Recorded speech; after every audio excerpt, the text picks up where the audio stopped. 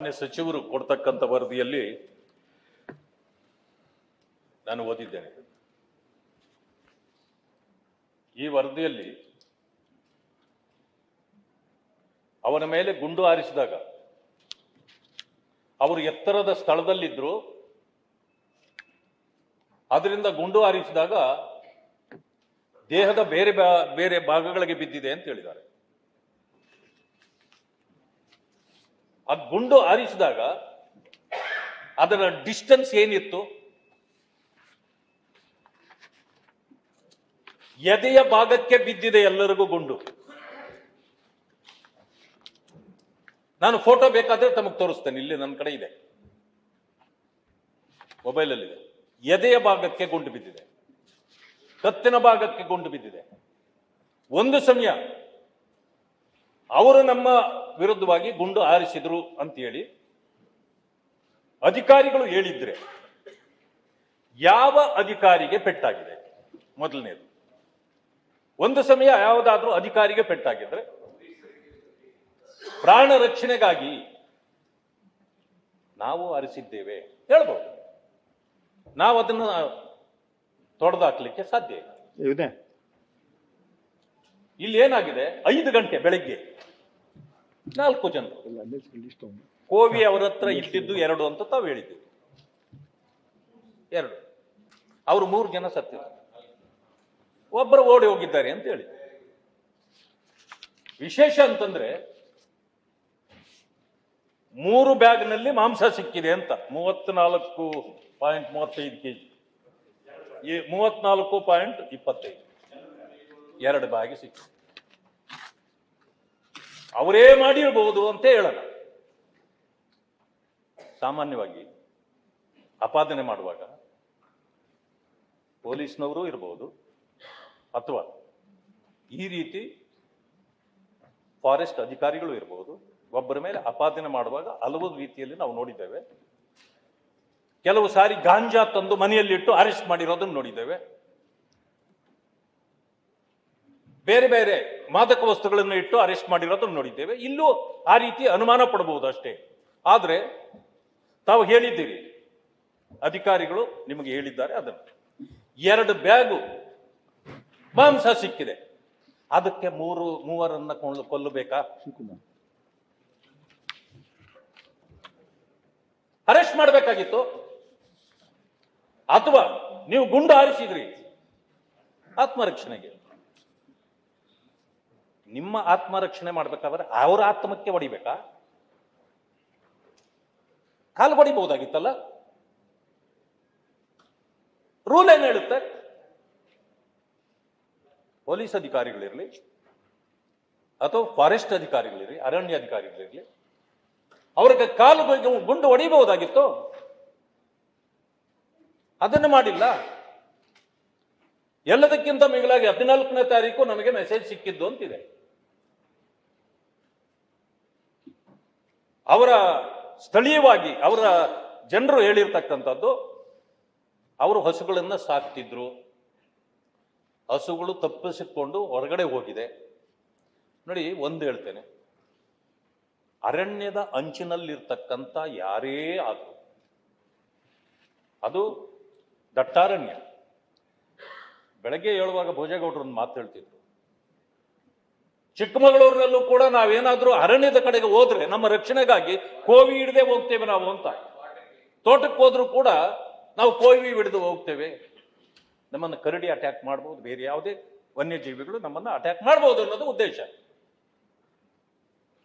ಹುಡುಕ್ಲಿಕ್ಕೆ ಹೋದಾಗ ಸಾಮಾನ್ಯವಾಗಿ ಯಾವ ಪ್ರದೇಶದಲ್ಲಿ ಹಸುಗಳನ್ನ ಅಥವಾ ದನಕರುಗಳನ್ನ ಮೇಯಿಸ್ಲಿಕ್ಕೆ ಬಿಡ್ತೀವೋ, ಅವು ಏನಾದ್ರೂ ದಟ್ಟಾರಣ್ಯಕ್ಕೆ ಹೊರಗಡೆ ಹೋದಾಗ, ಅಲ್ಲೇ ಪ್ರದೇಶ ಆದ್ರೆ ಅಂತ ಪೊಲೀಸ್ಗೆ ಕಂಪ್ಲೇಂಟ್ ಕೊಟ್ಟು ನಮಗೆ ಹುಡುಕಿ ಕೊಡಿ ಅಂತ ಯಾರಾದ್ರೂ ಕೊಡ್ತಾರ? ಅಥವಾ ಅರಣ್ಯ ಅಧಿಕಾರಿಗಳಿಗೆ ಒಂದು ದೂರು ಕೊಟ್ಟು ಅರಣ್ಯದಲ್ಲಿ ನಮಗೆ ತಪ್ಪಿ ಹೋಗಿದೆ ದನಕರುಗಳು, ನಮಗೆ ಹುಡುಕಿ ಕೊಡಿ ಅಂತ ಕೊಡ್ತಾರ? ನಮ್ಮದು ಕಳೆದು ಹೋದಾಗ ಹುಡುಕ್ತಕ್ಕಂಥದ್ದು ಸಹಜ, ಒಳಗಡೆ ಹೋಗಿರ್ಬೋದು. ಸಮಯ ಅಥವಾ ನಿಮಗೆ ಇಲ್ಲಿ ಏನು ಲಿಸ್ಟಲ್ಲಿ ನಿಮ್ಗೆ ಇದರಲ್ಲಿ ಕೊಟ್ಟಿದ್ದೀರಿ, ಇದೆಲ್ಲವೂ ಇಷ್ಟೇ ಸತ್ಯ ಅಂತ ನಾವು ಹೇಳಕ್ಕಾಗೋದಿಲ್ಲ. ಯಾಕೆಂತಂದ್ರೆ ಅನಾಹುತ ಆದ್ಮೇಲೆ ಅನಾಹುತಕ್ಕೆ ಡಿಪೆಂಡ್ ಮಾಡಲಿಕ್ಕೆ ಏನೆಲ್ಲ ಅಂಕಿ ಅಂಶಗಳನ್ನ ನಾವು ಸೇರಿಸಬಹುದು ಅದೆಲ್ಲ ಮಾಡಿರ್ತಾರೆ ಬಿಡಿ. 2 ಚೀಲ ಮಾಂಸ ಸಿಕ್ಕಿದ್ದಕ್ಕೆ 3 ದೇಹಗಳು ಬಲಿ ತೆಗೆದುಕೊಳ್ಳೋದು, ಇದು ಯಾವ ಕಾನೂನಿನಲ್ಲಿದೆ? ಇದನ್ನು ಹೇಗೆ ಡಿಪೆಂಡ್ ಮಾಡೋದು? ಅದರಲ್ಲೂ tussle is common in the border places. ಯಾಕೆ ಅಂತಂದ್ರೆ ಅರಣ್ಯ ಅದು, ಅದರ ಪಕ್ಕದಲ್ಲಿರ್ತಕ್ಕಂಥದ್ದು ಸೌದೆ ತರ್ಲಿಕ್ಕೆ ಹೋಗ್ಬಹುದು, ಒಂದೇನೋ ಗಿಡ ಗಂಟೆಗಳನ್ನ ಕಡಿದು ತರಲಿಕ್ಕೆ ಹೋಗಿರ್ಬಹುದು. ಇಂಥವೆಲ್ಲವೂ ಅಲ್ಲಿ ಆ ಭಾಗದಲ್ಲಿ ನಡೀತವೆ. ಇದನ್ನ ನಾವು ತಳ್ಳಿ ಹಾಕೋದಿಲ್ಲ. ಅಸ್ಯೂಮ್ ದಟ್ ಒಂದು ಸಮಯ ಅದಕ್ಕೆ ಹೋಗ್ಬಿಟ್ಟಿದ್ದಾರೆ ಇವರು, ಪ್ರಾಣಿಗಳನ್ನೇ ಕೊಂದು ಬಿಟ್ಟಿದ್ದಾರೆ. ಒಪ್ಕೊಳ್ಳೋಣ, ಅದನ್ನು ಒಪ್ಕೊಳ್ಳೋಣ. ನೀವು ಅವರನ್ನ ತಂದು ಶಿಕ್ಷೆ ಕೊಡುವಂತ ಕೆಲಸ ಮಾಡಬೇಕೇ ಹೊರತು ಒಂದೇ ಸಾರಿ ಸ್ವರ್ಗಕ್ಕೆ ಕಳಿಸಿಬಿಡೋದಾ ಶಿಕ್ಷೆ?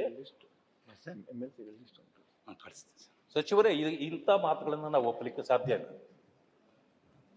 ಅದರಲ್ಲೂ ಒಂದೇ ಕುಟುಂಬದವರು ಇವರು, 3 ಜನರು ಸತ್ತಿರೋದು ಒಂದೇ ಕುಟುಂಬದವರು. ನೀವೇ ಹೇಳಿದ್ದೀರಿ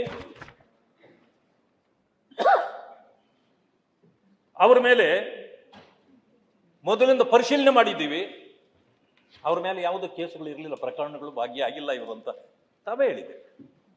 ಅವ್ರ ಮೇಲೆ ಯಾವ ಪ್ರಕರಣಗಳಿಲ್ಲ. ಇಲ್ಲ ಅಂದ ತಕ್ಷಣನೇ ಅವ್ರು ಯಾರಿರ್ಬೋದು?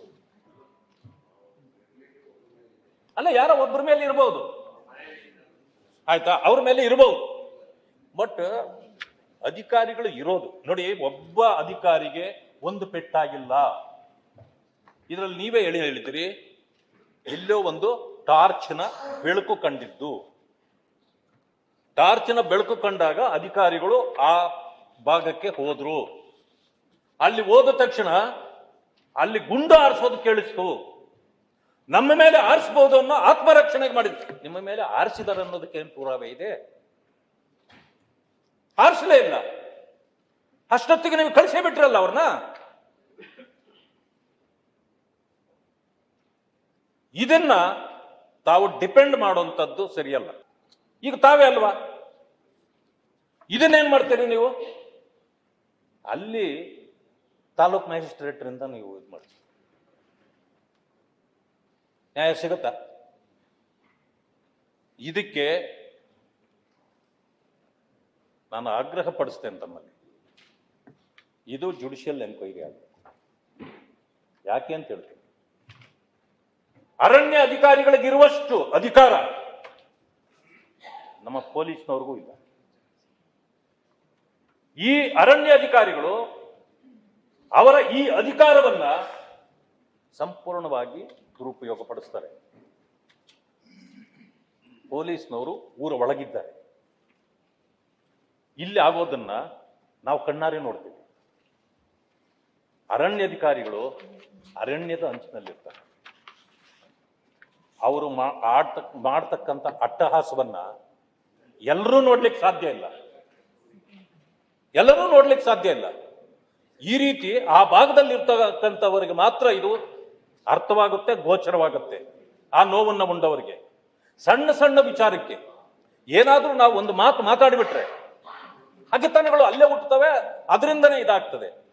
ಇದರಲ್ಲಿ ನಾನು ನೇರವಾಗಿ ತಮಗೆ ಹೇಳಲಿಕ್ಕೆ ಬಯಸ್ತೇನೆ, ಇದು ಸರ್ಕಾರ ಇವ್ರ ಮೇಲೆ ಆಕ್ಷನ್ ತಗೊಳ್ಳಿಲ್ಲ ಅಂದ್ರೆ, ಇವ್ರು ರಕ್ಷಣೆ ಮಾಡಿದ್ರೆ ಸರ್ಕಾರವೇ ಇದಕ್ಕೆ ಹೊಣೆ. ಇದು ಸರ್ಕಾರದ ಕೊಲೆ ಅಂತ ಹೇಳಲಿಕ್ಕೆ ಬಯಸ್ತೇನೆ ನಾನು. ಯಾಕೆ ಅಂತಂದ್ರೆ ಇದರಲ್ಲಿ ಯಾವುದೇ ಕಾರಣಕ್ಕೆ ಅಧಿಕಾರಿಗಳ ಮೇಲೆ ಅವರು ಅಟ್ಯಾಕ್ ಮಾಡಿದ್ದಾರೆ ಅನ್ನೋದಕ್ಕೆ ಏನು ಪುರಾವೆನೇ ಇಲ್ಲ. ಒಂದು ಇವ್ರಿಗೆ ಯಾರಿಗಾದ್ರೂ ಪೆಟ್ಟಾಗಿ ತೊಂದರೆ ಆಗಿದ್ದಿದ್ರೆ ನಮಗೂ ಅನಿಸ್ತದೆ. ಅಧಿಕಾರಿಗಳು ಕೂಡ ನಮಗೆ ಅಷ್ಟೇ ಮುಖ್ಯ. ಅಧಿಕಾರಿಗಳ ಮೇಲೆ ನೀವು ಗುಂಡು ಹಾರಿಸಿದ್ರೆ ಸರ್ಕಾರದ ಮೇಲೆಯೇ ಗುಂಡು ಹಾರಿಸಿದಂಗೆ ಅದು. ಅದರಿಂದ ಅದನ್ನು ಒಪ್ಪಬೇಕಾ? ಅದನ್ನು ನಾವು ಒಪ್ಪಲಿಕ್ಕೆ ಸಾಧ್ಯ ಇಲ್ಲ. ಆದ್ರೆ ಇಲ್ಲೇ ಆಗಿರ್ತಕ್ಕಂಥದ್ದು ಇದು ಪೂರ್ವ ನಿಯೋಜಿತ ಇದೆ. ಇದು ಅಲ್ಪಸಂಖ್ಯಾತರು ಆ ಗುಡ್ಡಗಾಡು ಪ್ರದೇಶಗಳಲ್ಲಿ ಅಂಚಿನಲ್ಲಿ ಇರ್ತಕ್ಕಂಥವ್ರು, ಅವರಿಗೆ ಪಟ್ಟಣದ ಸಂಪರ್ಕಗಳಿಗಿಂತ ಹೆಚ್ಚು ಅವರು ಆಹಾರವನ್ನು ಎಲ್ಲವನ್ನೂ ಕೂಡ ಅಲ್ಲೇ ಆಶ್ರಯಿಸಿಕೊಂಡಿರ್ತಕ್ಕಂಥ ಜನ. ಇಂಥವರ ಮೇಲೆ ಇಂಥ ಅಟ್ಟಹಾಸ, ಇದು ಅಮಾನವೀಯ. ಇದನ್ನು ನಾನು ಸಂಪೂರ್ಣವಾಗಿ ಖಂಡಿಸ್ತೇನೆ. ಇದರಲ್ಲಿ ಯಾರೂ ಕೂಡ ಈ ಅಧಿಕಾರಿಗಳ ಬಗ್ಗೆ ಕರುಣೆ ತೋರಿಸ್ತಕ್ಕಂಥದ್ದು ಇಲ್ಲ. ಯಾಕೆಂತಂದ್ರೆ ಇದು ಅಮಾನವೀಯ ಕೃತ್ಯವನ್ನ ಸ್ವಯಂ ಪ್ರೇರಿತವಾಗಿ ಮಾಡಿರ್ತಕ್ಕಂಥದ್ದು. ಆದ್ರಿಂದ ನನ್ನ ಆಗ್ರಹ ಇದೆ, ಇದನ್ನ ಜುಡಿಷಿಯಲ್ ಎನ್ಕ್ವೈರಿ ಕೊಡಬೇಕು. ಆ ಸತ್ತಿರ್ತಕ್ಕಂಥ ಆ ಮೂವರಿಗೂ ಸರ್ಕಾರ, ಇದು ನಮ್ಮದೇ ಅಪರಾಧದಿಂದ ಆಗಿರ್ತಕ್ಕಂಥದ್ದು, ಈ ತಪ್ಪಿಗೆ ಅವರಿಗೆ ಒಬ್ಬೊಬ್ಬರಿಗೂ 1 ಕೋಟಿ ರೂಪಾಯಿ ಪರಿಹಾರವನ್ನು ಕೊಡಬೇಕು. ಆ ಮನೆಯಲ್ಲಿರ್ತಕ್ಕಂಥ ಮೂವರಿಗೆ ಕೆಲಸವನ್ನೂ ಕೊಡಬೇಕು ಸರ್ಕಾರದಿಂದ. ಇದನ್ನು ಮಾಡಲಿಲ್ಲ ಅಂತಂದ್ರೆ ಇದನ್ನು ನಾವು ಒಪ್ಲಿಕ್ಕಾಗೋದಿಲ್ಲ. ದಯಮಾಡಿ ಇದರಲ್ಲಿ ಯಾರು ತೀರಿಕು ಹೋಗಿದಾರೋ ಅವರ ಮೇಲೆ ತಪ್ಪು ಹೊರಿಸೋದು ಬೇಡ. ಇದು ಸರ್ಕಾರ ಈ ಅಧಿಕಾರಿಗಳನ್ನ ತಕ್ಷಣಕ್ಕೆ ಬಂಧಿಸಬೇಕು, ಅವ್ರ ಮೇಲೆ ಕ್ರಮ ಜರುಗಿಸಬೇಕು. ಇದರಲ್ಲಿ ಇದು ನಿರ್ದಾಕ್ಷಿಣ್ಯವಾದ ಕ್ರಮವನ್ನ ಮಾನ್ಯ ಸಚಿವರು, ಮಾನ್ಯ ಸರ್ಕಾರ ಕೈಗೊಳ್ಳಬೇಕು ಅಂತೇಳಿ ನಾನು ಆಗ್ರಹ ಪಡ್ತೀನಿ.